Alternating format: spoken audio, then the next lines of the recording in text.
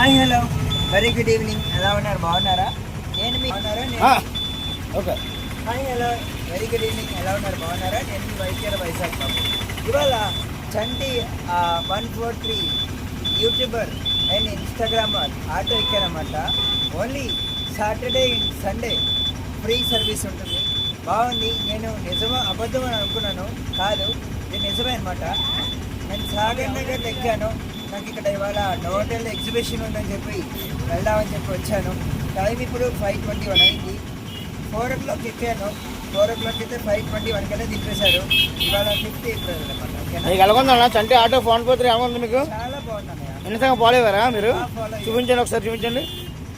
Instagram చంటి 143 అనేది.